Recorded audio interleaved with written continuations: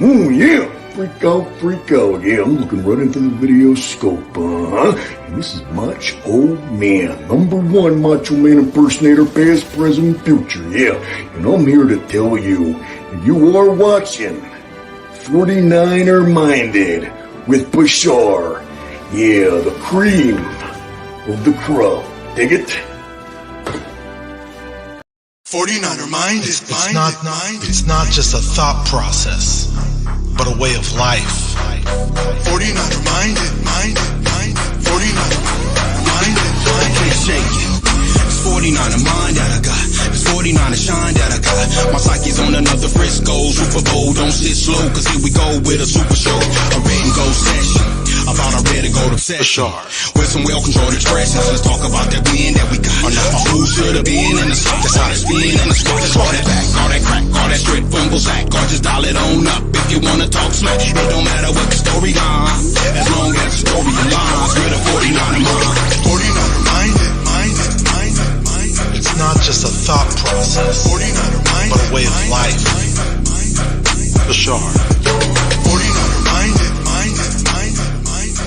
Way of life. 49er Mind. How's everybody doing? Welcome to another edition of 49er Minded, where we get into the minds of 49er fans. Let me say what's up to the people in the chat who've been waiting patiently. We got Kenny over in the Pacific Northwest as the number one defense. I think Shanahan is bipolar. Shanahan's hard to read, man. That's just how he is. We got Joey Mahoney, also known as Niner Joe.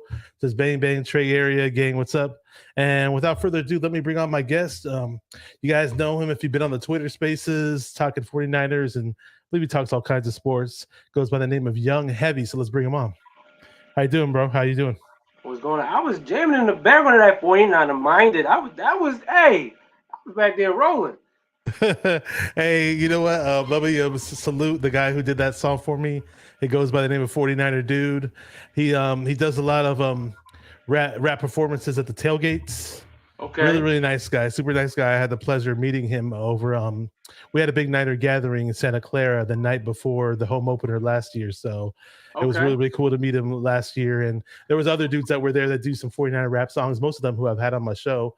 And, you know, he was just saying, hey, I'd like to do a 49er Minded song. I was like, oh, I totally appreciate it. And then he gave me a couple of beats and he's like, which one do you want to use? And I picked out that one. And he just went with it, man. I really appreciate it. That was dope. I was in the background getting my jig on. I ain't even gonna lie to you. I saw you moving your head. Hey, you know, a good beat will do that to you. So, and you know, as I grew up with hip hop music, I mean, I love all kinds of music, and I play keyboards, and there's certain stuff that I listen to that people have no idea what it is. But you know, the current hip hop doesn't really do it for me. But you know, if I hear a 49er hype song, and for the most part, we are blessed. We have a lot of talented hip hop performers and even guys who put beats together in the 49er community that put out excellent 49er type rap music. So, you know, whenever I hear those types of songs, they get me excited too. Yeah, I ain't gonna lie, man. I'm excited for Niner football. I'm excited. Okay, yeah, me too. We always are. We talk about it year round. Let me tell you this. Let everybody know where you grew up, where you're currently living, and also give everybody the story how you became a 49er fan, how it all happened. Oh man, so I'm born and raised in Philadelphia, PA. I still live in Philadelphia, Pennsylvania. The way I became a 49ers fan, so you know, I'm in the age bracket of the Steve Young era. I grew up in the Steve Young era. So when I grew up, half of my family was 49ers fans, half of my family was Cowboys fans. And you know, me being on the streets of my neighborhood playing football, they used to always call me Dion. They used to call me Baby Dion, you know, Deion Sanders. So that was clearly the 94 year. So, you know, that's when I started to get into watching football. And, you know, Deion Sanders had his primetime football game on Sega Genesis. So Deion was one of my favorite players growing up when I started to play football. And, you know, it happened to come around. My favorite color is red. And then when I started to watch football, I think the one game I saw, I can't remember it vividly, but I remember Deion returning a punt back to the house and doing his little dance with the bandana and everything, the headband and everything. And then ever since that day, it just was like, you know what? They're a good team. My favorite color is red. I'm gonna rock with them, and that's how I went ever since. I've been a 49ers fan since I was a kid. Great choice. Yeah, having Deion on the Niners, I remember when we first got him and they first announced that he was going to be a 49er. I was super excited. and an amazing season to watch as a 49er fan. It was just unfortunate that he didn't stick around with us. It was just that one He gonna go season, to the but Cowboys the next year. Like, come on, man. tell me about it, man. But hey, it Wrong was for fun that. while it lasted. It was fun while it lasted. So we got Steve Supremo in the house that says "yee" or "yeah" or whatever he's What's trying going on, to say. Steve-O?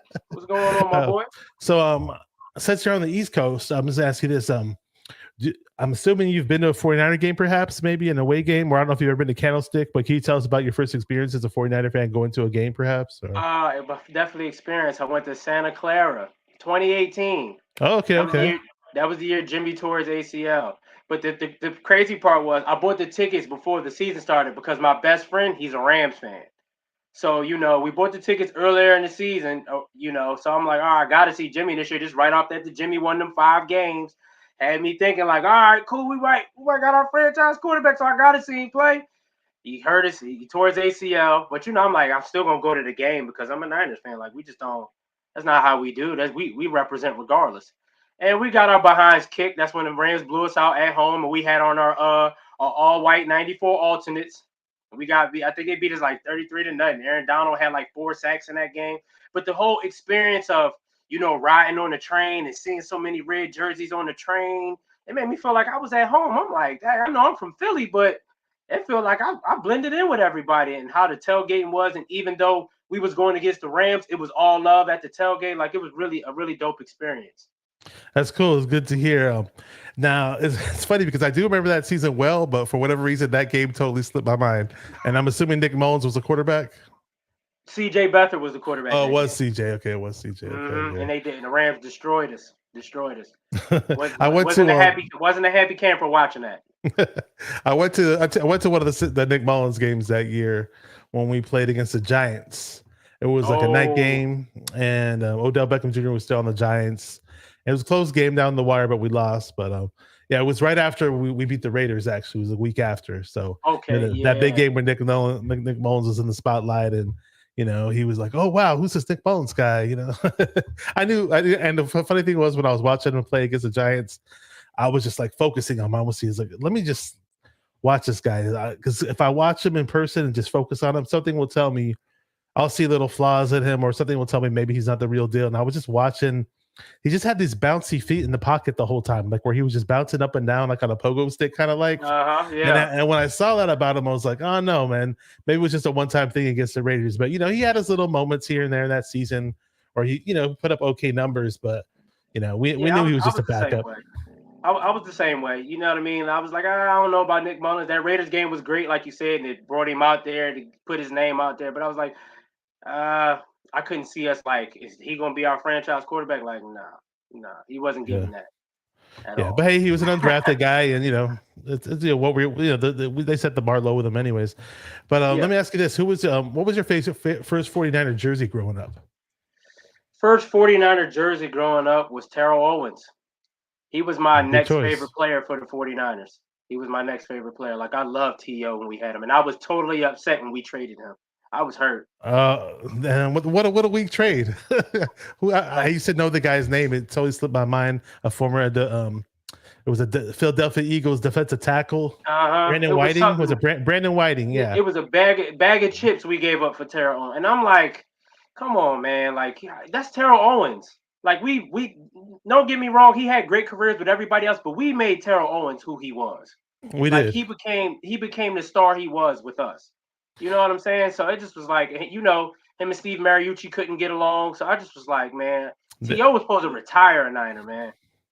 I don't get how they didn't have somebody within that organization, all the great names and legends. I mean, I know Jerry had just left us right around that time, but something like Ronnie Lott or some old legend could have just stepped in and tried to work things out between everybody. But it is what it is, man. It would have been nice if he stayed at Niner. That would have been really, really nice.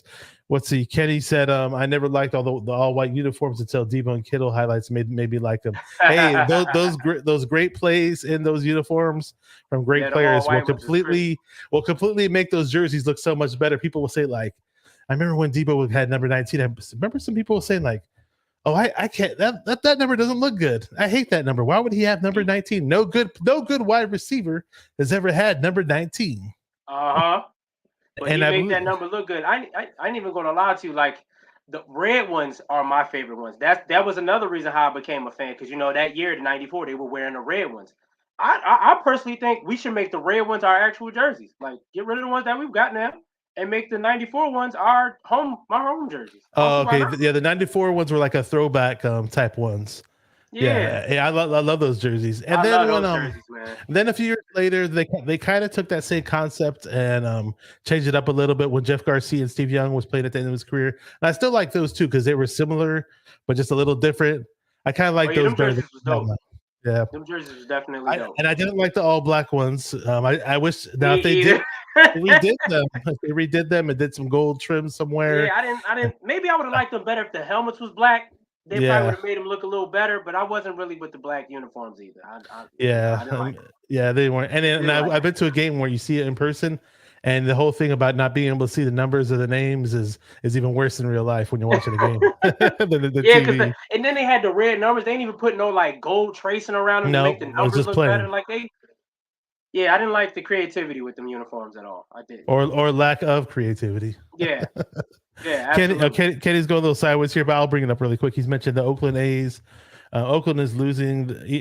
The A's are supposedly going to Las Vegas. At least not supposedly, the Oakland A's organization, Oakland Athletics, put out a memo for all the fans at MLB, just to let them know that, hey, we're pursuing Las Vegas, and it's a little sideways in terms of what we're talking about. But I'll bring it up really quick because it sticks with me a little bit because growing up watching.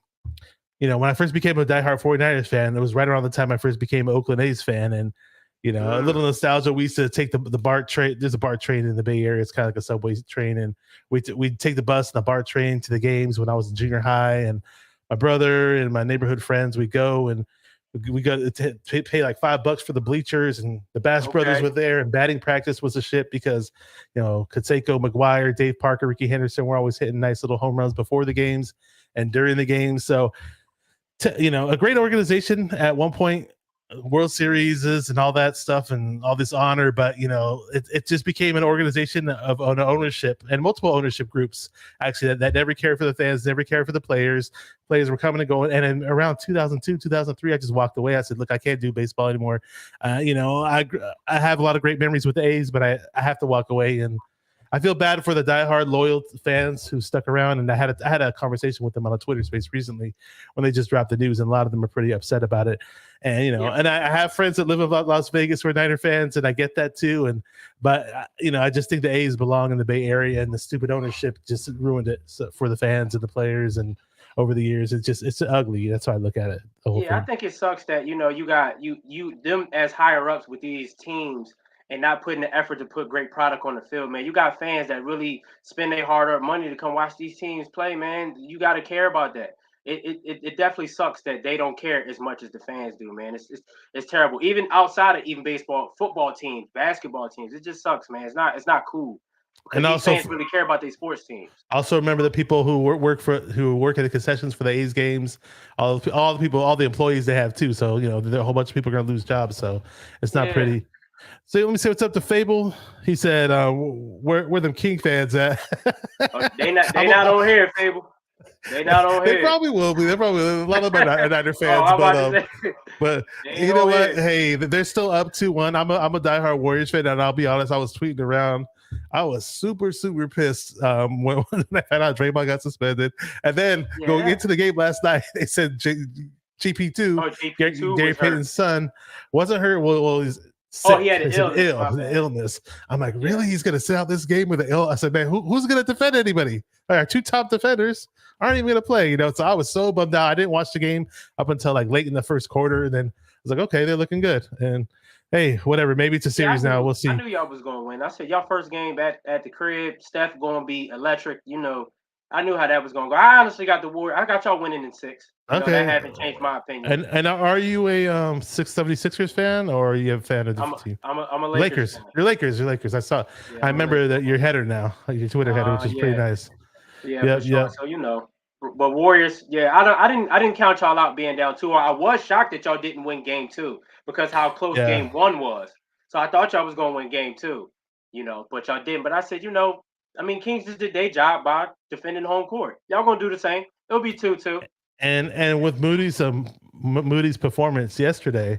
Hopefully that's a kick in the pants for Steve Kerr, which I've been complaining about Kerr a lot this year. Hey, give that guy more playing time. A lot of y'all fans been. I did not like Kerr at all this year, and I'm not trying to take anything away from what he's done for the team because obviously he's coached a team that won 4 championships and. But that's a whole other sport. But we'll get back to our Niner talk. This is a new guy. I don't know if I know this guy, but maybe I do. He just got his new screen name, perhaps. But he goes, "What's up, Big Bash?" Oh, I know who this is. Okay. Ladies and gentlemen, this is the Ultimate Warrior. It's kind of a funny name. We used to call it on the Rombo Show all the time, and everybody that called it on the Rombo Show had little nicknames like wrestling names from WWF. So I definitely this is my boy from Arizona. He says, "What's up, Big Bash? This is Ultimate Warrior. I made it, man. You're killing it, fam. Love it." Hey, I've been waiting for you to jump in one of these chats, man. It's been a minute since we talked, man. I'll get back to you though. Really good buddy of mine who I haven't talked to in a minute. Yeah, he's awesome though. Appreciate him pulling up on us. Appreciate you pulling up on us, man. Speaking of an A's/Warriors fan / Niner fan, Laura's here. What's up, Laura? See you. Yeah. So let's get back into. Laura? Oh yes. Let's get back into the Niner talk. So, did you ever have plans to go to a game at Candlestick or something? Or I did, and it just never got around. I never got around to it. So it's like I'm trying to make up for them times now because I wish I was there for the pick 6 with Navarro Bowman. Oh my God! I was supposed to go to that game. What? Man, I was in the house going crazy when he caught that pick 6 at the Candlestick, man. I wish I could have been there for that. Or when Terrell Owens caught that game winner against Green Bay in the playoffs. I can think of a few games I wish I could have went to Candlestick for. The one big Candlestick game that I went to where it's like a memorable moment was when Kaepernick played against the Green Bay Packers that one night when he was, that one playoff game where he was running. Yeah, when he was running all over the Packers and we was scoring crazy on the Packers. Yeah, that was an awesome game to be at. What? I know it was electric in the stadium, man. Kaepernick, that was his coming out party right there. I said, okay, all right. I was at his first start against Chicago Bears, and I was at that game, probably 2 of his better games at Candlestick. So. Yeah, it did because his Chicago Bears game was pretty solid. His New England game, he was great against New England too. But I felt like that Packers game was his coming out party. That was like letting everybody know, all right, I'm here with Kaepernick. Unfortunately, with what Kaepernick did is like it was short lived, and even with Jimmy, the success is short lived. It's like I want to have a quarterback. Let's get into the quarterback talk. I usually hang on before we get to the quarterback talk. I got to ask you my other question. So we talk some Niner stuff, but I do a little segment called Pizza Time. So main reason behind it is I think nothing goes together better with football than pizza. And I'm a pizza connoisseur. I have a pizza oven in the backyard. I've watched all kinds of videos on how to make New York pizza or how to make Detroit style pizza, Sicilian. So it's a really, really big part of me. And keep in mind, I grew up in the Bay Area my whole life. And what kind of interested me was my brother-in-law, lived in New Jersey for a long, long time. And he'd always say, California pizza sucks. California pizza sucks. And then he introduced me to some place called Slice of New York in San Jose that makes pretty good New York style pizza. And he said, this place is pretty good. It's not as good as what's in New York, but it's the best that you'll find out here. And I was just always inspired to make my own New York pizza. And I've gotten down to a point where I'm better than a lot of the local places, but I know you live on the East Coast, but what's your favorite style of pizza? And you could also say like your favorite spot to go to or what your favorite topping flavor profile is. All right. So I can let you know, for one, it's another spot in New York that got some great pizza. It's called Prince Street Pizza. I heard of it. Amazing pizza. I like New York style pizza. Pepperoni. That's my go-to. And I ain't gonna lie, I like a little ranch dressing on my pizza. Whoa, ranch dressing. Yeah, hey, don't knock it until you try it, man. Don't knock it until you try it. I haven't tried it. Whoever watching right now, try some ranch dressing on your pizza. It might change your life. I'm trying to tell you. Don't. Nah. Well, see, the thing is, a lot of people don't like East Coasters aren't really big on combination, but I think combination is kind of big in Cali. Like I like a California, a combination pizza with bell peppers and pepperoni sausage and some olives, but I know it's not for everybody. And I'm not going to get into. You like pineapples on pizza? I was going to mention that. So it's not really what I order, but if it's there, I'll eat it. Let's put it that way. Yeah, a lot of people is a huge fan of. I'm like, I don't know about fruit being on pizza, but I mean, to each his own. You like what you like. See, I thought the whole ranch thing was only a California thing. So I remember seeing something like a New York pizza place, and they had some big sign in there, and it was like, "We don't serve ranch." Actually, it was a Prince Street Pizza because they opened a Los Angeles location, and they have signs on the counter that says, "We don't have ranch," or "We don't serve ranch." The people know. Put some ranch on that pizza. I'm trying to tell you. The game. Man. So let's get into the quarterback talk. So I was kind of segueing into it about Kaepernick and how even with Garcia, it was short lived, right? He did some good things. It was fun to watch. Short lived, and then with the Jimmy hype, I thought, oh wow, this guy's gonna be the man for so long. Mm-hmm. And even before that, with Kaepernick, I was excited. We drafted him when we developed it, and he had early success. And it's just, are we ever going to have that franchise guy for the next 10 years? And what do you think about the whole, just give us your opinions on when you were watching Brock Purdy and where you think Trey Lance might be right now in this progression and what we're doing with the quarterback position right now. Well, I'll say, the quarterback carousel, we've been going through it, like you said, forever, from Garcia to Kaepernick, even Alex Smith, Jimmy. Now we dealing with Brock, Trey Lance. When Brock Purdy first came in for Jimmy, I had to be like, oh my God, we throwing a 7th round quarterback in the game, your 3rd string quarterback. Who knows what he gonna do out here? But as the game times went on, Brock made me feel comfortable in him. It was the Raiders game that made me feel like, all right, we really got a chance to win a Super Bowl with him. Because in that Raiders game, our defense wasn't showing up at all. It wasn't showing up at all. It was a shootout where Brock really had to perform good for us to win that game. He had to perform great for us to win that game. So it was like that. In the Seattle game, when we had to clinch the division in Seattle, because it's always tough to play in Seattle. It's never easy to win in Seattle. So those 2 games made me feel like, what, Brock, we probably can get it done with you. Trey Lance, I'm still a huge fan of Trey Lance. I still feel like Trey Lance deserves an opportunity to start. I know they talk about all these rumors that we should trade Trey Lance. I think I would be highly upset if we got a little small sample size from Trey Lance and we get rid of him. You know what I mean? Because we gave Jimmy opportunity after opportunity after opportunity. After he done got hurt, didn't look good in games, we still gave Jimmy a chance. I feel like we got to give this kid Trey a chance because I feel like from a talent aspect, he can take our team to a level that we haven't seen. And feel like from a standpoint, I think Kyle just need to do, if Trey is our starter, Kyle just need to let Trey run. Whatever Brock Purdy was running, you need to let Trey run the same thing. Run the same type of offense and let Trey decide when to use his legs. Because that's what Brock Purdy did. And Brock Purdy was great at using his legs when he knew how to. That's all I feel like Kyle Shanahan need to do. Instead of running these quarterback towers and all of that, just run him the same way you use Brock Purdy. I totally agree. And, Patrick Mahomes in a similar fashion to what Brock Purdy was doing in terms of using his legs. That's all you need. That's all you need. And not every quarterback in the league can do that. Not every pocket passer can do that. But you have a pocket passer that can see the rush and, know when it's coming. Then he sees that gap and then hey, just run through that gap and slide or run out of bounds. Don't be like Jimmy and act like you're going out of bounds and running back in. Yeah. I was so mad when I saw that. That used to give me a headache watching Jimmy do that, man. Well, when he did that one time against the Chiefs, it messed up his knee, and he was never the same ever since, in my opinion.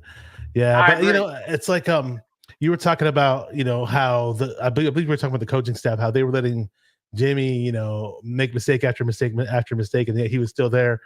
It seems like Trey Lance, especially when it comes to certain fans, I had never seen a player, not even just a quarterback, just an NFL player with such a tiny leash. It's like, I agree. It's like a 1 foot leash or something. Like, it's sad, and it's usually like a 3. I give every player 3 years, regardless of position. I do too. That's my minimum, 3 years. And it's like it's sad. Like he can't even breathe wrong. And they say they got something negative to say about Trey. And it's sad. Oh, look at his hairline. Yeah, like listen, long as if he can go out there and throw touchdowns and win games for us.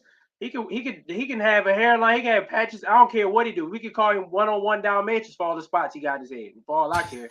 But long as he win games, it don't matter to me, man. I ain't worried about that.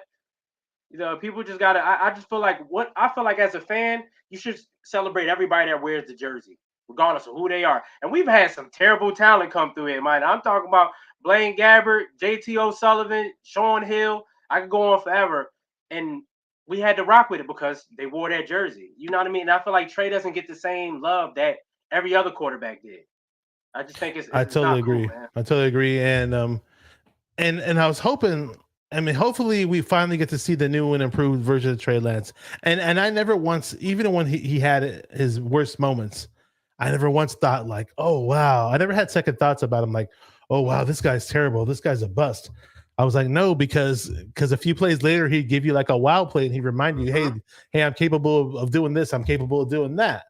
And we've only seen a small sample size. That's what it is. But what gave me a lot of confidence is like, obviously the best quarterback in the league, Patrick Mahomes again, and his quarterback coach Jeff Christensen are taking the time to walk him through and show him the ropes, and that speaks volumes in my opinion. And we saw little glimpses, but certain things about Trey's delivery look a bit nicer. And even when he was playing in the first 2 games of this year, we barely got to see him, but we saw him where he wasn't looking to run right away. He had his eyes.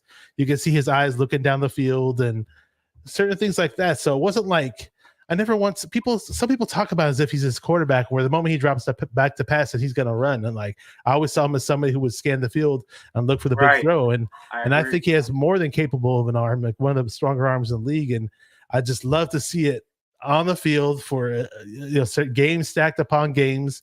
None of this crap where he plays one game here and then you see him 12 weeks later, anything like that. Finally get to see him with Kittle. Finally get to see him with CMC, and we always have that dope defense. So, I mean, I'd love to see it. At the same time, though, with what Brock Purdy did, he did won 8 games. That was amazing. That was great. And my whole thing was, Trey Lance himself even said it. I don't want to be handed anything, right? He wants to prove. I respect that. Yeah, and if there was, unfortunately, Brock Purdy is hurt, so we're not really going to see it battled out. But if it was a scenario where both of them were healthy in camp, let the best man win. Why? Because it's the best thing for the team. If Brock Purdy would have battled him in camp and stood up and said, "Look, I'm the man. I'm not this fluke.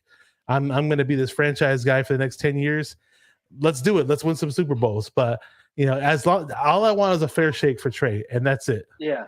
And that's all I was telling people, because everybody, in my in our space that we have at night called Sports After Dark, my hosts with Ashley Baker and Mark Gunnels, they always ask us about, Young, what y'all gonna do at the quarterback position? Do y'all trade and all that? I'm like, and I always said from the jump, like what Trey said, Trey deserves a chance to compete for that spot because it's not his fault that he got hurt. You know what I mean? Like he had a bad shake because Trey got some potential. Like in that game, even against the Bears in the monsoon, he was making some throws in that rain, and you like, yo, that one Ray across the middle over a defender, you can't teach that, man. You can't teach stuff like that with a wet ball. So it's just like, I just want Trey to get a fair chance. Now, if Trey loses that competition, then like you said, it's for what's better for the team. Whoever wins out, all right, cool, you earned that spot. And that's letting you know Trey mindset when Trey say, I don't want it to be handed to me. I want to earn it. So that letting you know he coming with something. And I ain't gonna lie to you. I personally feel like Trey will earn that position.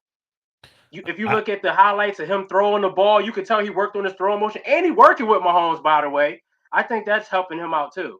Yeah, I'd love to see it. And if that doesn't excite the coaching staff to see what this guy can do, it doesn't make any sense to trade him. I mean, even the trade proposals that they're throwing out there, it's like, ridiculous. Oh yeah, a 4th rounder and a 6th rounder or something. It's like that's ridiculous. Why would you even bother? Like, come on, and knowing that we gave up 3 first-round picks for him, like a 4th and a 6th, that's a smack in the face. That's a smack in the face. Yeah, and I forgot where they posted it. Somebody, I'm trying to remember who mentioned it and what podcast I was watching. Shout out to you if you're watching me and I'm quoting you or slightly quoting you, but somebody's mentioned that they went on some website and they were talking about like the possible trade proposals for Lance. I'm not sure if you saw this, and they were just throwing like the best offer that in terms of those proposals that they were in terms of scenarios they were drawing up was like a 3rd round pick. Like really, like just, come on, like we possibly have the next franchise quarterback on our hands, Yeah. And hey, if it doesn't pan out or whatever, and Purdy steps up and shows and proves that he wasn't a fluke, fine, you can trade him away and get whatever you can. But why rush it? What are you rushing it for? That's what I'm saying. So that's why when all this stuff is coming out, like, are they really thinking about trading him? I said, so let me get this straight. Y'all thinking about trading a quarterback? Well, for one, we already got a quarterback. We really don't know if he's gonna come back this year. Like it's all he say, she say. But Brock Purdy even said that he don't even know when he's coming back this year. So we got one quarterback that's on the shelf. We got Sam Darnold on a 1-year contract, and then you gonna trade away Trey and our quarterback be Sam Darnold, and then they talking about drafting DTR from UCLA. I'm like, no, that's not it. That doesn't make I didn't sense watch to me. that UCLA quarterback. I didn't. Did you I watch it? watched him a lot. I'm not. He's great. He has great athleticism. But that's what he depends on a lot. I feel like he got to get better with his accuracy, put more touch on his throws. I feel like he can be cool for if you want to bring him in for serviceable plays, if you want to run RPO or stuff like that. But to try to draft him to be like, you know what, maybe we could kind of make him our franchise quarterback. No, he doesn't give me that type of swagger about him.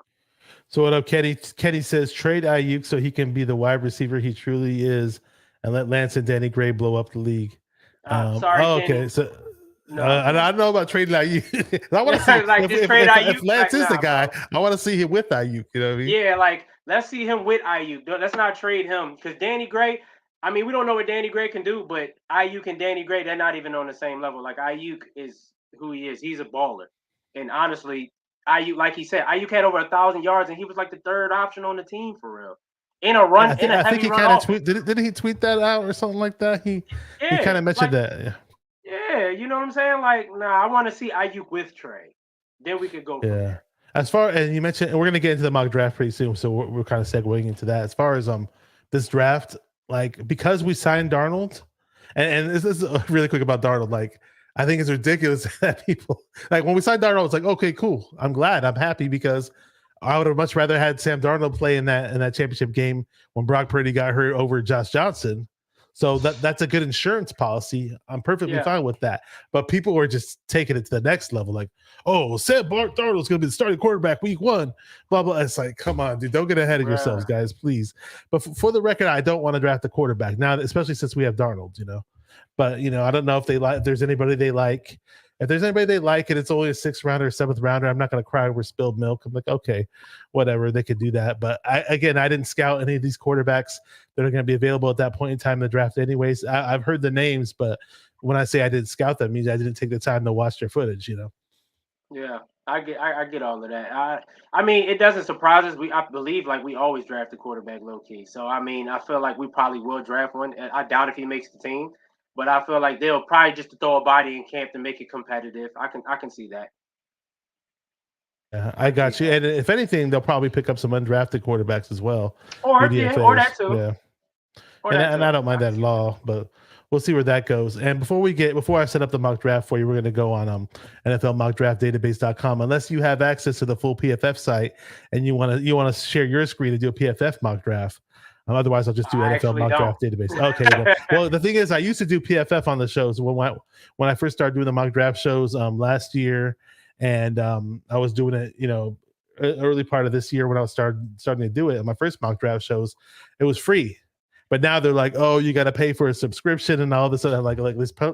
Now it may not look as pretty in terms of the interface on the screen, but you know, there's plenty of other mock draft sites that I can use, and so we'll definitely get into that. And really quick, do you have any like Dream World scenario type draft crushes that you would love to get, assuming we trade up into the 1st round or 2nd round, or just players that you really really love in this upcoming draft?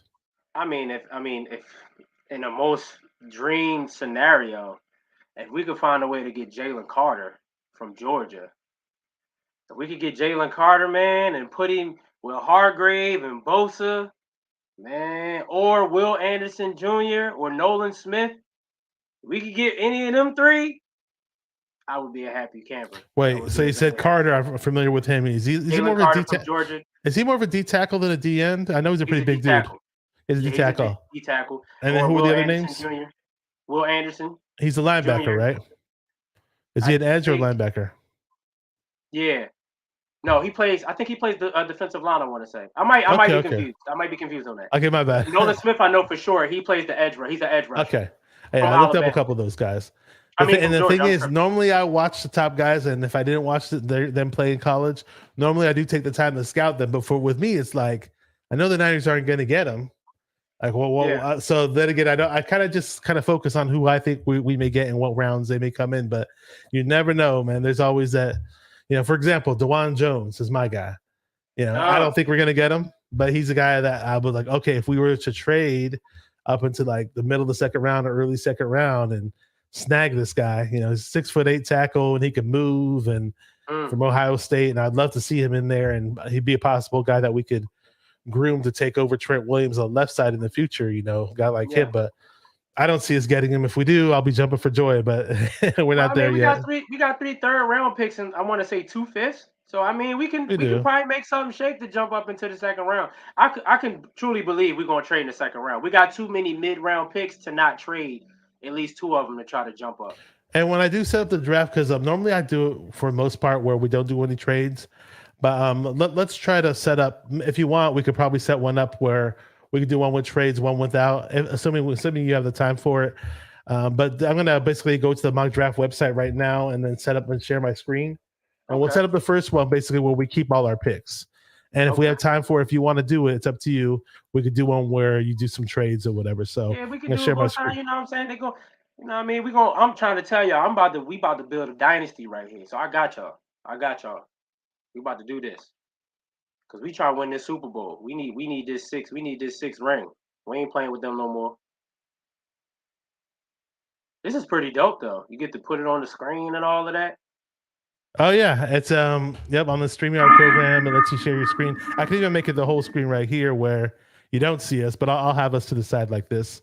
Okay. And basically what I'm doing is I selected the 4. These pop-ups keep coming up. Yeah, they popping up. They popping up like burnt toast out here. That's crazy. Like Pop-Tarts. All right, so I'm gonna hit the start button and we're gonna get it's crazy. Toaster strudel. That's good. That's pretty good actually. In the draft room. So so now I gotta hit the start button and we're gonna do this one without the trade. So basically it means we're gonna hold on to all 11 picks. And now we're gonna go. We gotta wait till the 3rd round. We ain't got no Jeopardy music. Oh wait, what kind of music? Oh man, Jeopardy what kind of music we did because. Oh, Jeopardy! Oh, I can put the soundboard if you want. Yeah, you know the Jeopardy music. We got a long time before we pick. This is crazy. Yeah, well, it's already. Well, I hit the super fast mode, so. The turbo mode. So basically, it's already showing me the best available. Now, I don't know if you're able to see it on your screen. If you might have to zoom in on your screen or maybe zoom in on mine. I'll zoom in on mine. But can you see the names of the best guys available? Yeah, I can see them. Okay. And if you want me to jump to any position group, I can. I can narrow it down to different positions. Yeah, Can I see offensive tackle? Because I know we definitely need an offensive tackle. We need a right tackle, definitely. So Jalen Duncan from Maryland is available. Wanya Morris, Oklahoma. Nick Saldiveri from Old Dominion. Picked him a few times in these mock drafts. I notice as I do these mock drafts week after week, certain names that were available in the previous weeks are no longer available. It's almost as if these they're changing the structure of these mock drafts to where offensive linemen are going to be going a lot sooner. Is what they're doing. Can I see edge too? Because we definitely need another. Andre Carter II, son of the Andre Carter that played for the 49ers, actually. KJ Henry, edge Clemson. Nice. Dylan Horton, edge from TCU. Biliami Fehoko, local guy from San Jose State, who the 49ers have met up with on multiple occasions. Who else is available? Yeah, I heard about him. Can't say this dude's name. Habakkuk from. Go ahead. No, I was about to say. No, I was going to let you finish. Go ahead, and then I'll. No, go ahead. I was trying to read. I was going to look at corner next. Okay, corner. So we're going to look at cornerbacks. Riley Moss is available from Iowa. Corey Trice, Purdue. Catrell Clark, and Cameron Mitchell, Terrence Smith. Makai Gardner. Okay. Makai Blackman. Okay. Can we do safety? I know we need a safety too. Jordan Battle from Alabama stands out. And Jartavius Martin, Illinois. Yeah, I was about to say that. It's looking like that's what well, you gotta let me know when we could pick because that's who I'm looking at. I ain't even gonna lie to you. So who do you got? Who do you want to take? I'll take we could take Jordan Battle with that pick. Okay. And keep in mind, you're basically John Lynch and I'm Adam Peters. So I may once in a while give you some influence, but for the most part, this is all you making the picks. So they gave us an A+ on that pick. So let's go to best available at pick 101. Okay. And they still have Gervon Dexter as the best player available, and defensive lineman from Florida, Rashee Rice from SMU, wide receiver, Luke Weipler, interior offensive lineman, Edge, Andre I Carter. know They we say do is- need a. Yeah, I know we do need a wide receiver, but I feel like we need to go somewhere else. Can we go back? Can I go back to the yeah. What do you want? Let's go to wide receiver. Let's go to wide receiver. Let's Let me go see wide what the wide receivers. So receiver we got Mingo's still there. That's my over guy. there. Rashi Rice. Yeah, I like Do Jonathan Mingo. Yeah, I like Mingo. you want to get? You want to Okay. get Mingo? Yeah, we're gonna go with Mingo. Okay, that's why. Like, I kind of some people don't say this comparison, but I see him as a poor man's AJ Brown. I don't know how you like to comp him. No, I'm about to say he's definitely like a poor man's AJ Brown with the body type and can catch the 50-50 balls. Yeah, I can see that. And we need a big red zone target as well. We need somebody that can catch them 50-50 balls in the red zone. Yeah, I mean Jennings is pretty good, right. but I definitely like another guy just in case Ayuk would go down from injury or Debo would go down. So all right, so next pick 102 that Dexter's still available. Rashi Rice. We got Luke Weipler, Andre Carter, the edge from Army. Let's see who else. All right, I'm gonna Henry say Tutu. let's go to edge. Let's go to edge. Let's go to edge. Who are the best edges available? Dylan Horton, KJ Henry, Ollie Gay, Nick Hampton, Brenton Cox. This is going further down. I guess we got to take him. Let's go Andre Carter second. Andre Carter, yeah, that's who they're suggesting anyways. His dad played for the Niners. He's pretty lanky. He's got a nice rangy type edge type build with long arms, you could say. Yeah. And so we're at pick 155. I see he got a little bend getting around that corner. Oh, he's got some bend to him. That's good to know. A friend of mine's all about this guy, Xavier Hutchinson. Xavier Hutchinson from Iowa State. A friend of mine always tweets and hollers about him. For Iowa State, yeah, I've heard of him. Yeah, he played with Brock Purdy. Trey Palmer, wide receiver from Nebraska. Okay. We did pick up Mingo already, so wide receivers not really, obviously not a priority. Brandon Joseph, safeties available. Byron Young, Alabama D lineman. Colby Wooden, KJ Henry, edge is still available. Running back Eric Gray. Jacorian Bennett, Maryland. And the center from Michigan, Olusegun Oluwatimi. It's so hard to say this guy's name. Yeah. Oluwatimi. Yeah, I know he's a pretty good center. I was just about to say, can we go to center? I was gonna say, there goes Dorian Thompson Robinson right there. He's saying, hey, pick me. I can let you know. So center, here we go. Juice Scruggs is a name that I recognize. Oluwatimi from Michigan. Those two names definitely stand out. And Braden Daniels from Utah. Jordan McFadden. I'm with us drafting Juice Scruggs. I'm a huge fan of Juice Scruggs. Oh, you're gonna take Juice Scruggs? Okay. All right. Yeah, that's a good pick. He could play center. He could play because we could use him at center and at guard. Mm-hmm. He's played both positions, so I feel like that could be very beneficial. Very beneficial. And Kenny in the chat, I'm jumping back and forth to the chat just to show you guys to say what's up. Kenny says O-line's a priority. David McNiner says right tackle. I'm coming to tackle now. I'm coming to tackle now. Okay, we're gonna go to tackle. That's for you, McNiner. Warren McClendon, Carter from Georgia. Carter Warren from Pittsburgh. C.D. So, I do not recognize his name. Raekwon O'Neal from UCLA. Jackson Kirkland, I do recognize from Washington. Connor Galvin from Baylor, recognize him. Was there a name that you had in mind? Salivari's already. It was a name I had in mind, but he's not up here. Blake Freeland from BYU. Yeah, Blake Freeland was already taken before we even started. He was taken in the previous rounds. He's somebody I definitely had my eye on. So I would. You got to go with the best one available. So I'm gonna go with Warren McClendon. Warren McClendon from Georgia. Okay, so at 164 we got Warren McClendon from Georgia. We're gonna reject these trade offers. Here we go. So we're gonna go to. They're telling us they're saying best on the board right now is linebacker Dorian Williams from Tulane, Jalen Jones, quarterback from Texas A&M, defensive lineman Colby Wooden from Auburn, KJ Henry edge. If you want to stack and get another edge, maybe that's a good one to get. I think we need another corner. Let's look at the corners. Like, we need a corner too. It's a good corner draft, by the way. But my boy Trevor Tomlinson is not available. I guess he was picked before we even were available to pick. They probably picked him sooner. So Jalen Jones, Mekhi Gardner. I'm between Mekhi Gardner and Mekhi Blackman from USC. Okay. They both got the same name. Yeah. I ain't gonna lie. I'm a USC guy. That's my favorite team. Fight on. Okay. Let's. I'm Yeah, gonna you pick gotta go with Makai your Black. squad. You gotta go with your squad, man. So let's do it. So they give Yeah, you a B that's plus on that homer pick. pick, guys. That's a homer. Hey, pick. homer picks happen, Makai man. Black They was do a happen. pretty They good bust, exist. though. They do exist. Yeah. You got a B plus Yeah, on it. for You got a sure. good Hey, score y'all on better it. not get mad at me. I'll tell you something. They better not get mad at me making a homer pick when John Lynch picked Solomon Thomas. Solomon third Thomas. pick in the draft, all right? Yeah. Oh what I'm my saying? gosh, man. Don't get mad at me for no homer picks.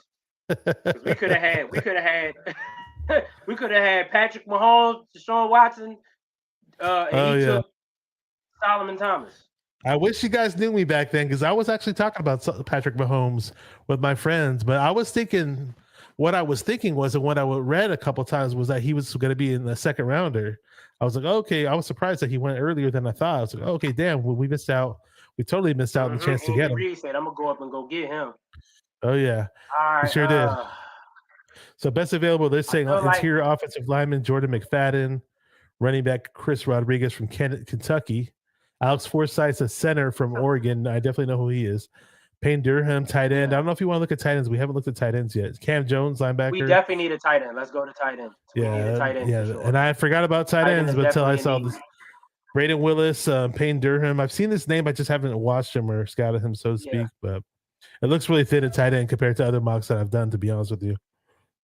Very thin. So I mean, we're gonna go with Payne. We're gonna go with Payne Durham. He's the best one available.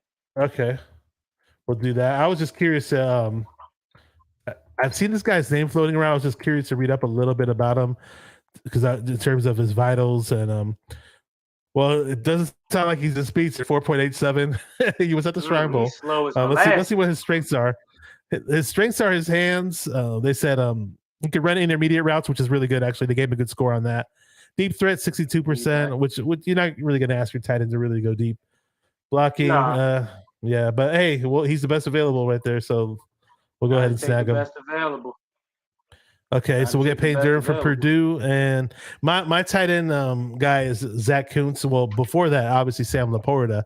I know we have no chance in hell to get him unless we trade. But yeah, he was gone already. He was on my radar too, but I knew he was going to be gone. Yeah, he's long gone. So best available: Jordan McFadden, interior offensive lineman for Clemson. Alex Forsythe, the center. Chris Rodriguez. I think we should go another edge. Oh, you want to go edge? Yeah, I'm all about stacking edges in the draft. You know us. Yeah, you know we love stacking the edge and in the defensive line. Yeah. So the only problem is the only name that really looks at me and tells me that I kind of remember him is Nick Hampton. The other guys I do not it's Nick really Hampton. recognize. So we're gonna go with the Hamptons. Other names are really familiar to me. Yeah, gotta go with the best. Yeah. Okay, so let's see who's available now. We're in picks 247, and we got wide receiver Dante Demas, quarterback Anthony Johnson, Trey Tucker, Cincinnati. Jake Hayner is a quarterback who's been thrown around. He's a Bay Area guy. 49ers been up with him a few times. Aiden O'Connell, quarterback from Purdue. Anthony Bradford. I remember Aiden O'Connell. Starling Thomas, cornerback from UAB. Let's go to quarterbacks. Let's see what other quarterbacks they got up there. Corners or quarterbacks? Let's see what other quarterbacks they got. I feel like this will be a round where we'll probably look. Okay, yeah, it would. Yeah, so Jake Hayner. And I ain't gonna lie. Let's take Max Duggan. Okay, you want to get Max Duggan from TCU? Okay, here we go. We'll take Max Duggan.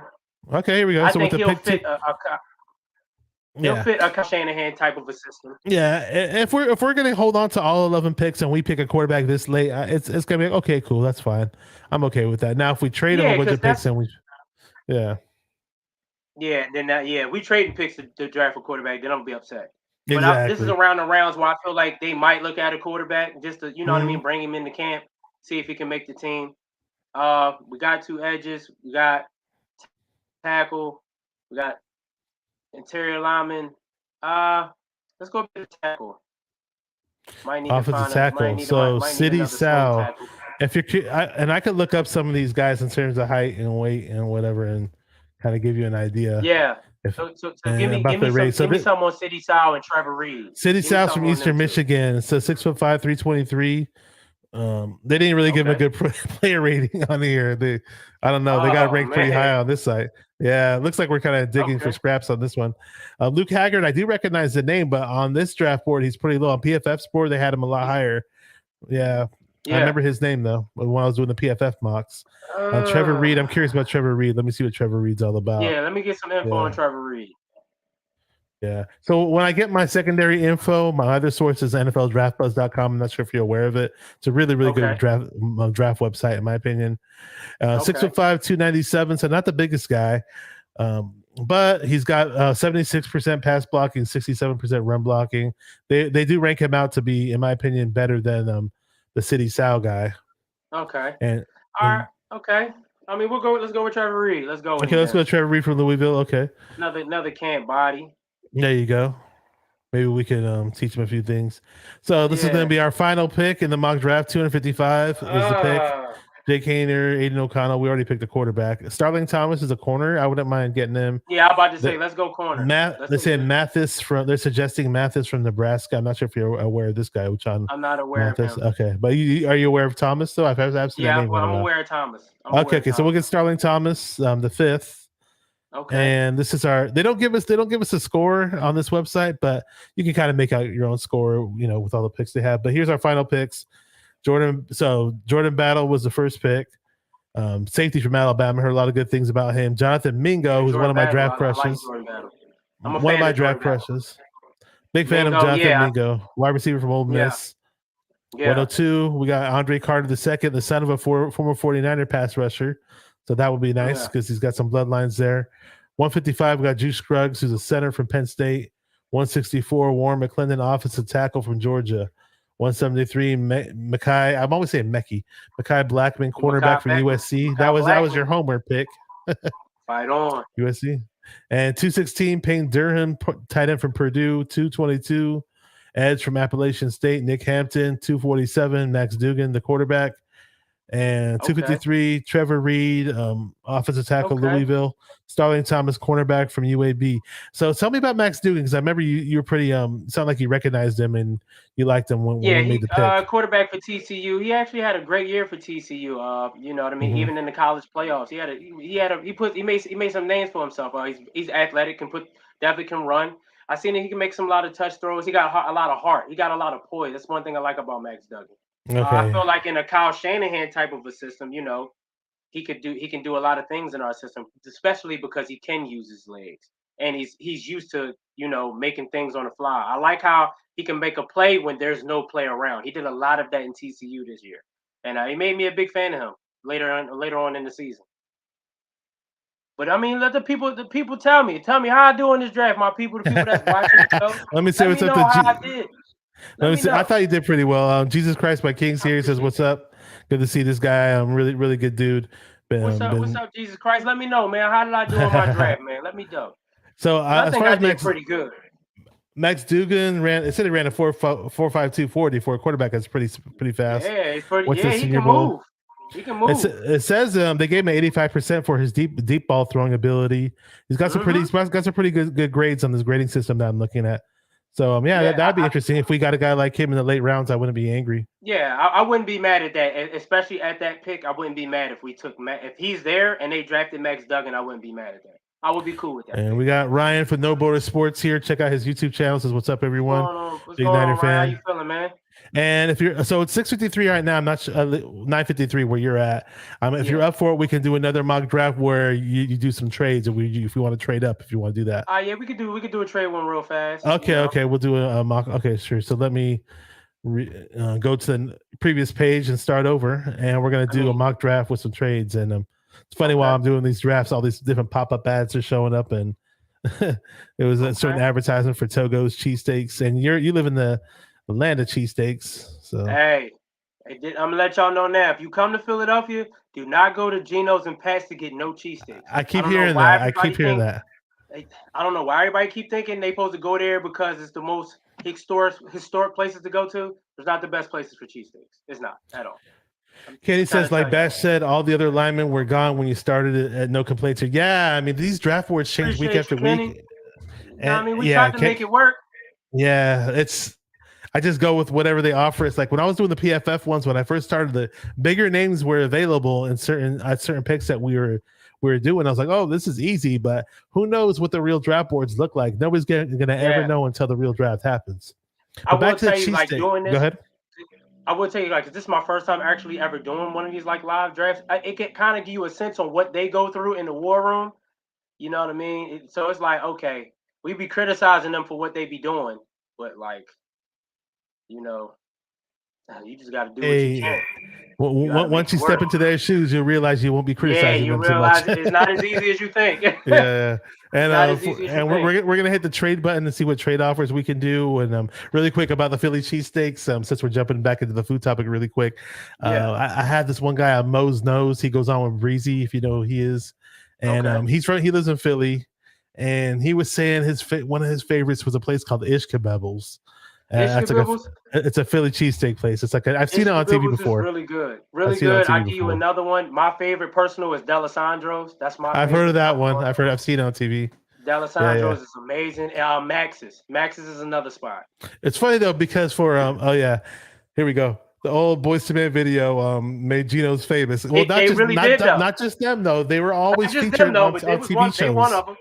Yeah, But they, don't go and to up Geno's, until I think the Food Network and all that, and those YouTube vlogs came out, then they started spotlighting other places. But for a long, long time, all you would hear was Geno's and Pat's, Geno's and I'll be Pat's. like, and you know, I got so many friends that live out of the city and out of state, and they be like, man, I'm trying to go to Geno's and get a cheesesteak, and I'll be like, bro, I'm not taking you there. Like, they don't even got the best cheesesteaks. And then when I take them to my spots, they be like, oh man, I need to go back here when I come back. I don't know why everybody think it's Geno's. And then there's Tony Luke's, I think, or something like that. Tony Luke's is pretty good too. I've heard about them. Tony Luke's is pretty Yeah, good. my friend who grew up in Jersey used to always tell me about Tony Luke's. Kenny says, I complained when we drafted Alden Smith and didn't know who he was, and you can tell me to chill at any time. I remember we drafted Alden Smith. And somebody messaged me. Smith, Kenny, I didn't know what was going on, but when he came out like that, I said, "Oh, all right, I ain't mad at it." When we drafted Alden Smith, I remember a few days later, and I didn't know who he was, but I sat and watched his film after we drafted him. I was like, you know what? I think this is going to be a pretty good pick. Yeah. And then somebody messaged me on Facebook. He's like, he was hella mad that we drafted Alden Smith. And then the next thing he typed was, he's slow as fuck. All because it said that he ran like a 4.8240 or something like that. Boy, and people don't realize when you're playing on the line, you're not going to sit there and run for 40 yards all the time. It just so the 40-yard dash is overrated. It doesn't, and wide receivers and running backs or DBs, I get it, but not for defensive linemen. Yeah, I'm sure it find helps. A defensive lineman that can run a 4.5. You like, I mean, of course, that's different, you know. Yeah. But you couldn't tell he was slow when he got to the quarterback, though. Yeah, exactly. So I'm gonna hit the trade button, and I'm gonna say I'm not sure how far you're trying to trade up or who you're trying to trade with. But if you I'm looking at all the teams that we can trade with and what we can offer, and if you have any place in the draft that you want to trade up to, let me know, because once I hit that start button, it'll start doing all the picks rapid fire. I do want to jump into the second round. Okay, you want to jump into the second round? So let's see what we can do. So Arizona Cardinals have the 34th pick of the second round. That's early second round. Atlanta Falcons are at 44. Buffalo Bills at 59th pick overall in the second round. That might be doable. Yeah, Carolina Panthers. I like that Buffalo spot. I like that. Okay, spot. so let's try to see. Let's select that.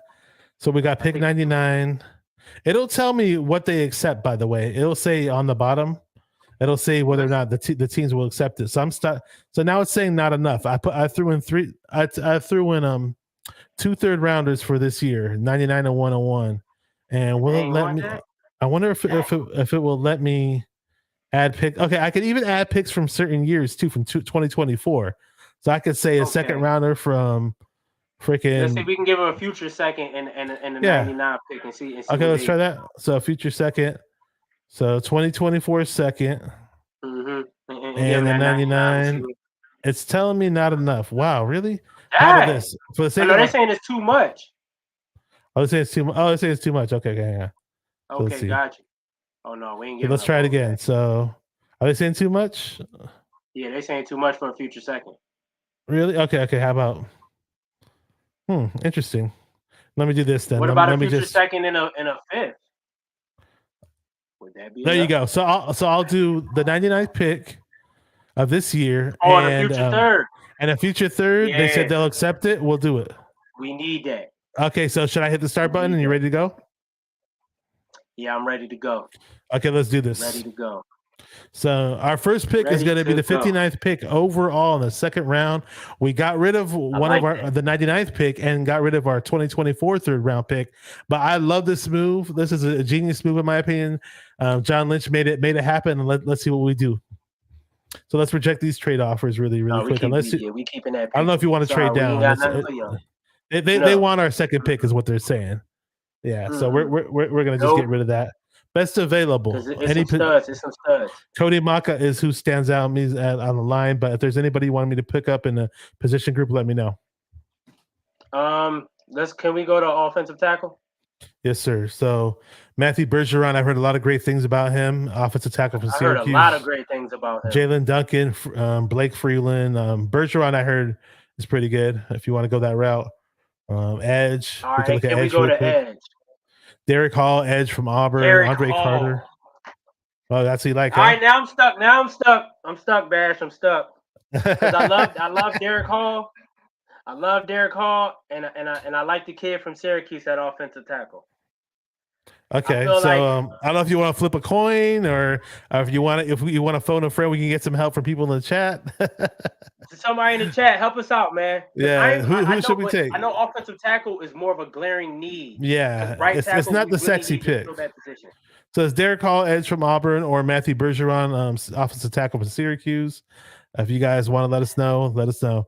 I'm stuck between them two, man, because I'm definitely a huge fan of Derek Hall. He's one of the people. You know what? And if nobody gives any input, what I could do is I could go on the draft website and it could tell me who they see as a higher rated player among the two. If that makes sense. Okay, that's fine too. If that's what we're gonna go off of, we could just do that. Okay, so on their board, let's see who they have. I'm gonna hit up Matthew Bergeron. He's got a hilarious picture on this website, by the way. I wish you guys could see it.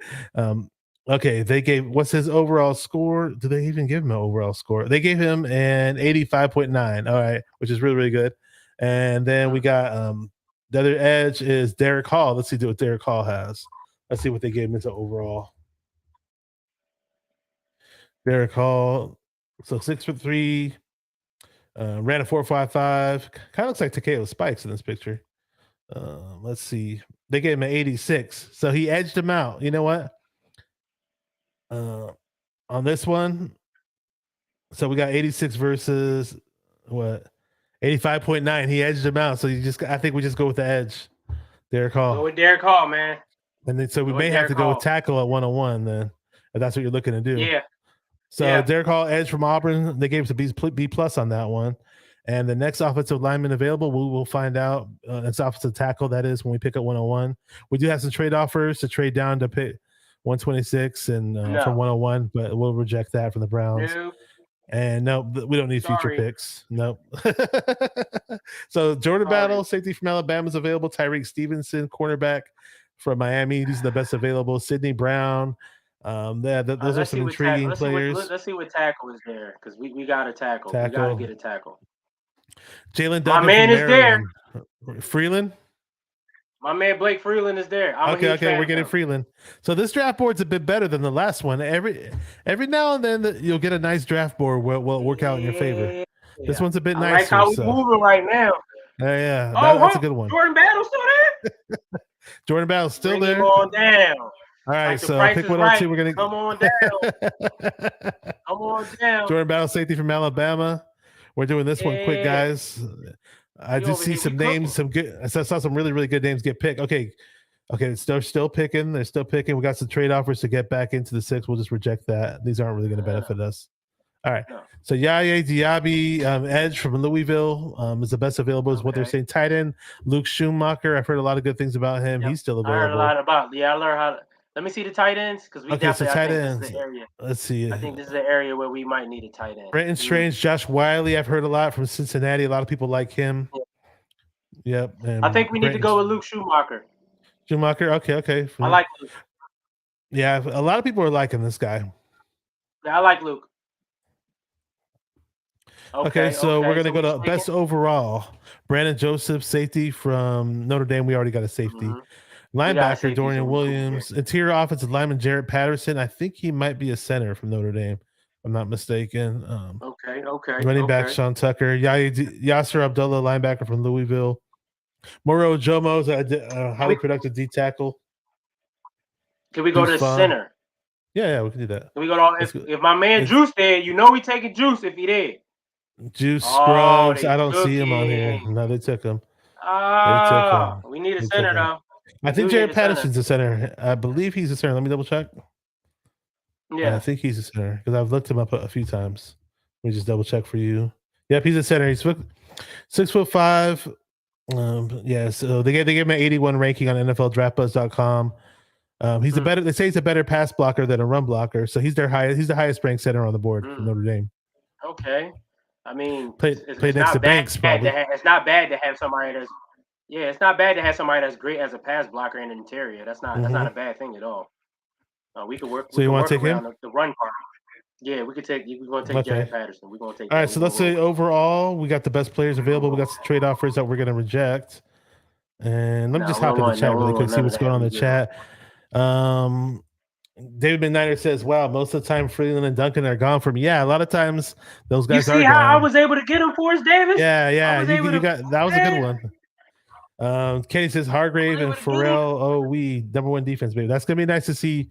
Colin Farrell, I loved him in college. I don't know what happened to him with the Raiders. Yeah. If Kocurek can fix whatever's going on with his head or his body or his technique, anybody can fix somebody. You know it's Kocurek. He can fix. Listen, I'm a firm believer. Whoever we bring in to play on the defensive line, I ain't worried about it. He do his thing with it, people, man. Okay, I ain't mad. We're gonna get back to the picks and 173. We need a corner. It's a very good corner draft, in my opinion. Yeah, Jacorian Bennett from Maryland is currently available. Mecky Gardner from LSU. Terrell Smith from Minnesota. Starling Thomas. Rajon Wright. I've heard some good things about him. And best available is Jacorian Bennett. I like Mekai Gardner. LSU, man, they know how to put out their cornerbacks. So Mekai Gardner, cornerback from LSU. They gave us an A+ on that pick. I wonder what wide receivers are available. Listen, I'm trying to tell y'all. Me and Bash, we got y'all, man.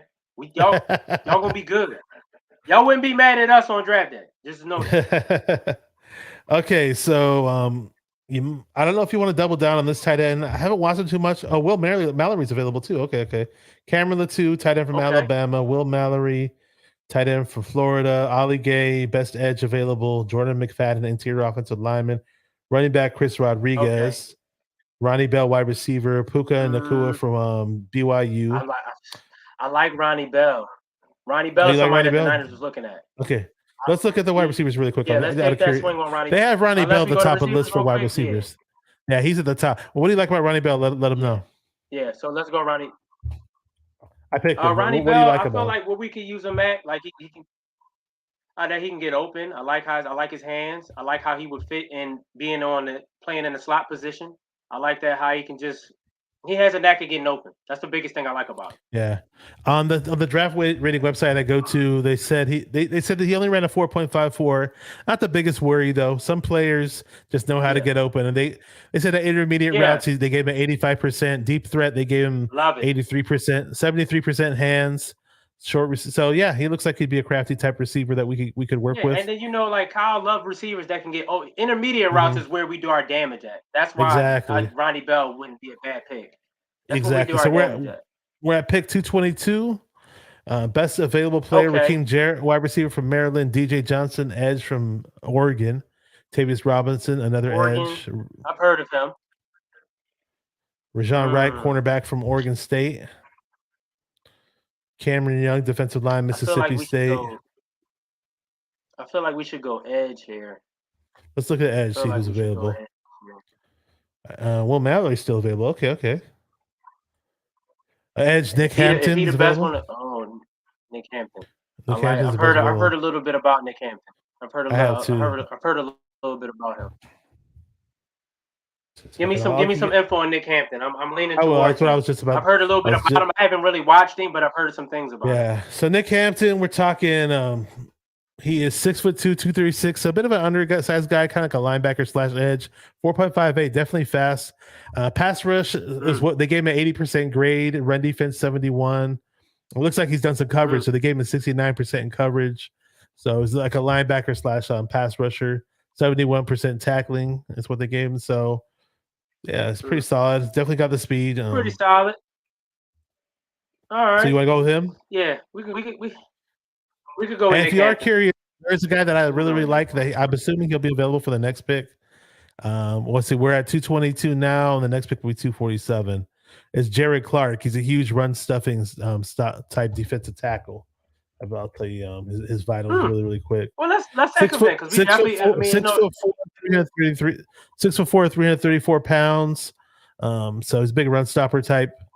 But if you want to go that route, they have him as suggested. Yeah, we can go that route. That's fine. Right. We don't have we have a lot of athletic type D tackles. We don't have a huge big somebody fat that man really stuffed, that really clogged. We don't have any. If David McNiner, if you're still in the chat, this one's for you. We don't have a defensive tackle that's thicker than a Snicker. All right, so it's an inside joke between him and I. He always says that.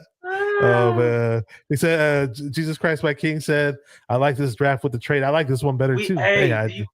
We working. That's what we doing. Work, man. Derek Hall is like 6'3", 250. We working. Work, man. That's what like the dope man at NWA. We working like we got a part-time job. We go overtime right now, man. Okay, so we're almost done with this draft. We're gonna get to the last few picks now. Best available running back for Northwestern, Evan Hull. Linebacker D Winters, who I really like. He's explosive. He can just man, his I was just about to say. Now you know one thing about Kyle. He's gonna draft the running back. Oh yeah, we want to see the running backs. Hey, it's not the third round either. Drafting a running back. Tavion Thomas, running back Utah. Hunter Luepke from North Dakota State, where Trey Lance played. He's kind of like a fullback type. I don't know if he's like if we could make it. If we drafted him and he had that Lance All-Star in him, then I would really like to pick. But I don't know if he has that in him though. Travis Dye, running back from. I know about Travis Dye from USC. He's a pretty good running back. But he tore his ACL. That kind of hurt him. But yeah, the ACL 49er stigma. Yeah. I ain't. That's my dog, Travis, but I wouldn't spend that pick right. I'm curious about Evan Hull. I'm curious about. Let me look up Evan Hull really quick. Give me some background on him. I will, because I've seen his name a lot, and I've heard some people talk about him. I just haven't really. Okay, so we're talking 5'10", for 4.4, 740, 209, smaller type running back. My running back crushes we're already taking Israel Nakanda and Deuce Vaughn, a few other guys. They said run blocking, they gave him 59. Not that, yeah, he doesn't really jump out at me, but I mean, he's the best guy. They gave him what? They gave him a 77 rating. At this point in the draft, I wouldn't mind getting him. All right, let's swing him. We can swing him. We definitely need another running back. Kyle's going to draft the running back. And then we don't know what we have with Elijah Mitchell. That's the thing. I don't know. Yeah. I wouldn't be surprised if we trade Elijah Mitchell. It wouldn't surprise me either. I hate to say it, but he gets hurt a lot. Yeah, I wouldn't be surprised. Okay, so we have Trey Tucker, wide receiver for Cincinnati, is the best available. Quarterback. We didn't touch that yet. Aiden O'Connell's available. Ochon Mathis, edge from Nebraska. Raheem Jarrett, wide receiver from Maryland. DJ Johnson, edge from Oregon. Tavius Robinson, edge from Mississippi. Rajon Wright, cornerback from, I believe the Niners did meet up with Rajon Wright, if I'm not mistaken. So there's a few names I see that. What's up with? I've heard some things about DJ Johnson. Can I get a little bit more info on him? Sure. I've seen him too. I've definitely heard a lot about him. Let's find out what DJ Johnson has going on. Actually, this guy might be pretty good. Well, the height, weight, and speed is good. I like at this point in the draft. I definitely like it because it's 6'4", 260-pound linebacker / edge. He's a local guy from Sacramento, pretty close to where I live, so not too far from the Bay Area. He let's see, they gave him like a 72% pass rush, 70% run defense, so pretty solid in both aspects. I think at this point in time in the draft, with that height, weight, and speed, and with some good production, I wouldn't mind going for him at this point in the draft. I always like to stack edges, and we drafted Derek Hall, but we didn't draft anybody else to help out. So so we need another edge right here. We need another edge. So they do have Ochon Mathis ranked above him though. If you're curious about him, I could look him up from Nebraska. Yeah, give me some info on him? Yeah, so let's see what he's up to. So they gave this guy 78.7. He's got excellent height, weight, speed. I like that. Let's see. Oops, wrong player. Hang on. What was this guy's name? Let me type it in. Ochon Mathis. Okay. Ochon Mathis. Defensive end, 6'5", 274. According to NFLDraftBuzz.com, he does have a higher ranking. 4.74 40, not bad. Let's see what we got here. At pass rush, they do have ranked as 77. So, yeah, I mean, it's kind of like it's I mean, not. where we at this late in the draft, you can give him Yeah. a run. He's the Okay, best. so He's the best. He's best available Best one according to the ratings. On both sides, he's the highest rated compared to both guys, so they have rated higher. So, last pick of the draft, Aiden O'Connell, quarterback from We can go Purdue's with Aiden available. O'Connell. Do you want to see the other go with guys Aiden though? O'Connell. Max Dugan's still there. My man Mag- Dougie's still there. Yeah, teach me No, how we're to gonna go Dougie. with Aiden O'Connell. We're gonna go with Aiden Okay, O'Connell go. this time. So you do like O'Connell better than Dugan? Let's hear it. What do you like about him? I mean, Aiden O'Connell, he's another quarterback that I feel like in a Kyle Shanahan offense, quick can make the quick read throws. He's very accurate in the intermediate routes. Something that Kyle loves. He loves quarterbacks that can be accurate in the middle of the field. But I mean, like I don't know if he makes the team, but he fits something that Kyle would be interested in. Yeah, with Sam Darnold in the mix, and who knows what quarterback makes the team. And I'm going to pull him up really quick on the draft website. We're talking 6'3", 213. He's got some pretty good marks on here in terms of long passing ability, short passing, meeting him. He's pretty even across the board in terms of the types of throws he can make. Scrambling ability, they gave him a 54. I guess Dugan's the better scrambler of the two, right? Yeah, he got the better. He got more legs. This guy only ran a 4.96, so this guy's more of a pure pocket guy. So I take it. Yeah. So okay. So here we go. Doesn't give us a draft score, but Derek Hall B+. I give that an A. I'm sorry, I give that an A. Should have been an A, man. Yeah, I should have given it. Blake Freeland, definitely an A. A+ if you compare it to the last draft. He was long gone before we start picking. Jordan Battle, safety from Alabama, A+. Luke Schumacher, tight end from Michigan, A. Jared Patterson, center from Notre Dame, A+. Mekhi Gardner, cornerback from LSU, A+. Ronnie Bell, wide receiver, Michigan, A+. Jared Clark, he's a run-stuffing type defensive tackle from Coastal Carolina, A+. That's a good pick right there. Evan Hull, running back for Northwestern, A+. Ochan Mathis, B+. Aiden O'Connell rounds out the picks, and we are officially doesn't show us a final score, but then again, here's the picks again. There you go. So there you go, man. We completed two drafts. One draft we with did trades. Even better the second time than we did the first time. We did. One draft with trades. One draft without, and the draft with the trades, in my opinion, was the better of the two. I'm sure many other people feel that way. I agree. We did even better with the trade. That's crazy. But I definitely see a stream that's coming.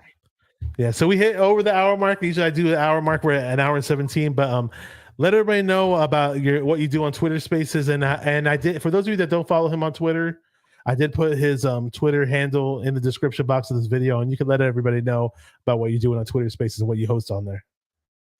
I am a content creator for the San Francisco 49ers. So I talk about the 49ers. I also speak on all my teams that I'm a fan of, the Lakers, the UNC Tar Heels, the USC Trojans in football. I speak all of that. I'm a co-host on one of the hottest sports shows on the Twitter Spaces called Sports After Dark with Ashley Baker and Mark Gunnels, and my man CeeLou as well. And that's the most thing I do. You can actually follow me on there, like you said, on Twitter at YoungHeavy24. Instagram and TikTok is the same. I interact with everybody, so I definitely appreciate you letting me come on here, Bash, man. I truly appreciate it.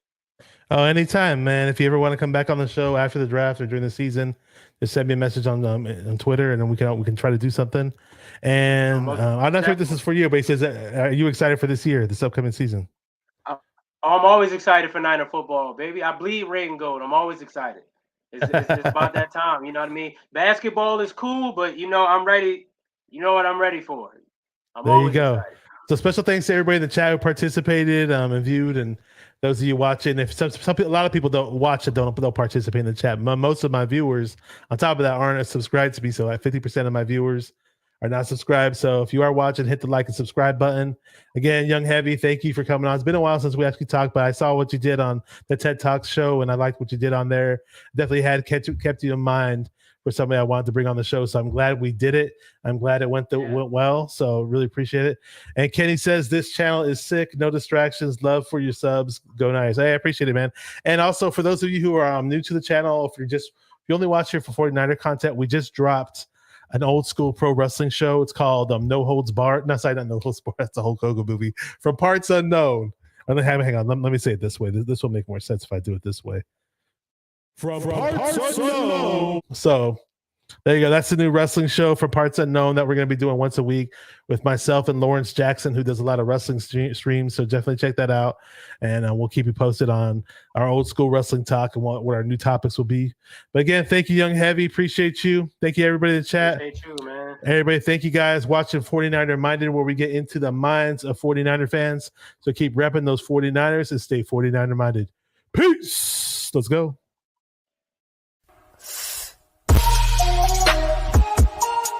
Come on, 49er fans, let's get it.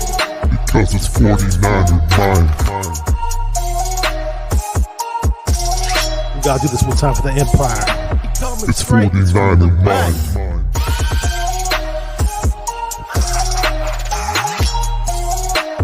It's 49er mind. We gotta get that brick by brick real quick. 49er mind. Yeah. Yo, we can't listen to them haters, man. 49er mind. We from the Bay. 49er mind. We them San Francisco 49ers. 49er mind. We got that red and gold blood inside us. 49er mind.